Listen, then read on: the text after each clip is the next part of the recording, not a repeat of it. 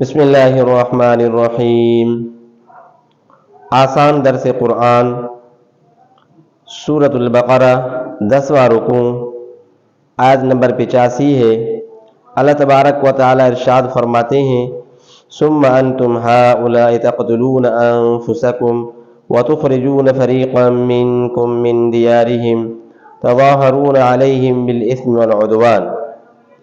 ترجمہ بعد میں کرتے ہیں، اس سے پہلے مختصر تشریح دیکھیں جی۔ قبل اسلام اہل مدینہ میں میدان کارزار، یعنی اسلام کے آنے سے پہلے مدینے کے اندر بہت جنگیں چل رہی تھیں، جن میں یہودیوں کے دو فریق تھے، بنو نذیر اور بنو قریظہ۔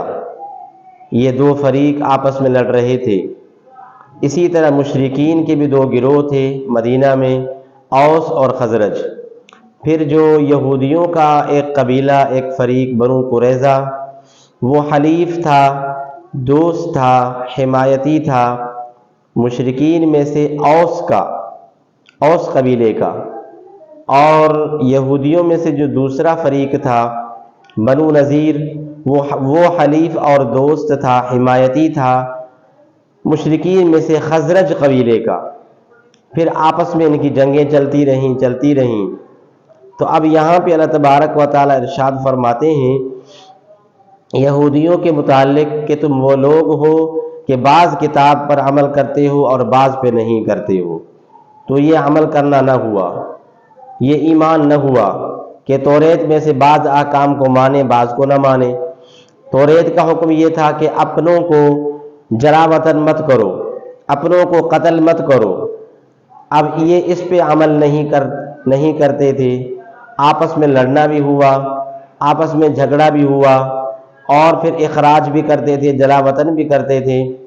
اور ایک چیز پہ عمل کر رہے تھے کہ اگر دشمن کی طرف سے کوئی ان کے اپنے قبیلے کے لوگوں میں سے اگر کوئی ان کے پاس قید ہو کے آ جاتا تو پھر اس کو چھڑا لیتے تھے فدیہ دے کر کے۔ تو قرآن مجید کہتا ہے کہ تم تو بعض کتاب پر عمل کرتے ہو اور بعض پہ نہیں کرتے ہو۔ تو توریت کے مکمل احکام پر عمل نہیں کرتے تھے۔ تو جب مکمل احکام پہ عمل نہیں کرتے تھے تو اس کو عمل کرنا نہ ہوا۔ یہ خلاصہ ہے سارا۔ اور فرمایا کہ تم دنیا کی تھوڑی سی زندگی کے واسطے، دنیا کے مختصر نفع کے لیے تم نے آخرت کو چھوڑ دیا، دنیا کو تم نے حاصل کیا، دنیا خرید لی، دولت کو خرید کر کے، دولت کو حاصل کر کے آخرت کو تم نے تباہ و برباد کر دیا۔ پھر جب عذاب آئے گا تو فلا یخفف عنہم العذاب ولا هم ینصرون، عذاب کی تخفیف تم سے نہ ہوگی اور کوئی تمہارا حمایتی اور مددگار نہیں ہوگا۔ تو آج کے درس کا یہ خلاصہ ہے۔ اور فرمایا کہ دنیا کے اندر ذلت ہوگی تمہارے لیے، اور آخرت کے اندر قیامت کے دن جو عذاب ہوگا اور وہ شدید عذاب ہوگا۔ اور اللہ تبارک و تعالی تمہارے معاملات سے غافل نہیں ہے۔ یہ آج کا درس کا خلاصہ ہے۔ اب اس کا ترجمہ کرتے ہیں۔ فرمایا ثم انتم هؤلاء تقتلون انفسکم، پھر تم وہی لوگ تو ہو کہ تم قتل کرتے ہو اپنے نفسوں کو، یعنی آپس میں ایک دوسرے کو قتل کرنا گویا کہ اپنی جان کو قتل کرنے کے مترادف ہے۔ وَتُخْرِجُونَ فَرِيقًا مِّنْكُم مِّن دِيَارِهِمْ، اور تم نکال دیتے ہو اپنے ایک فریق کو اپنے وطن میں سے، جو تم میں سے وہ ایک فریق ہے تمہارا۔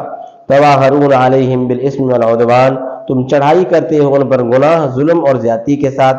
وَإِن يَأْتُوكُمْ أُسَارَىٰ تفادوهم، اور اگر وہی آئیں تمہارے پاس کسی کے قیدی بن کر کے، وَهُوَ مُحَرَّمٌ عَلَيْكُمْ إِخْرَاجُهُمْ، تو ان کا بدلہ دے کر چھڑا لیتے ہو، یعنی فدیہ دے کر کے تم ان کو چھڑا لیتے ہو۔ أَفَتُؤْمِنُونَ بِبَعْضِ الْكِتَابِ وَتَكْفُرُونَ بِبَعْضٍ، پھر تم ایسے لوگ ہو کہ بعض کتاب پر عمل کرتے ہو، بعض پر ایمان لاتے ہو اور بعض کا انکار کرتے ہو۔ فما جزاء من يفعل ذلك منكم الا خزي في الحیات الدنیا، سو کوئی سزا نہیں اس کی جو تم نے یہ کام کیا مگر رسوائی ہے دنیا کی زندگی میں۔ ويوم القیامہ يردون الى اشد العذاب، اور قیامت کے دن پہنچایا جائے گا ان کو شدید سخت عذاب کی طرف۔ وما اللہ بغافل عما تعملون، اور اللہ تبارک و تعالی تمہارے کاموں سے، تمہارے اعمال سے بے خبر نہیں ہے۔ اولئک الذین اشتروا الحیاۃ الدنیا بالآخرہ، یہ وہی لوگ ہیں فرمایا کہ جنہوں نے مول لی ہے دنیا کی زندگی آخرت کے بدلے میں، یعنی دنیا کو خرید لیا، آخرت کو چھوڑ دیا۔ فلا یخفف عنہم العذاب ولا هم ینصرون، سو قیامت کے دن عذاب کی تخفیف ان سے نہ ہوگی، عذاب ہلکا نہ کیا جائے گا، اور نہ ان کی کوئی نصرت ہوگی، نہ ان کی کوئی مدد ہوگی، نہ کوئی خبر گیری ہوگی۔ اللہ سے دعا ہے کہ عمل کرنے کی اور سمجھنے کی توفیق نصیب فرمائے، دونوں جہان ہمارے کامیاب بنائے۔ آخر دعوانا الحمدللہ رب العالمین۔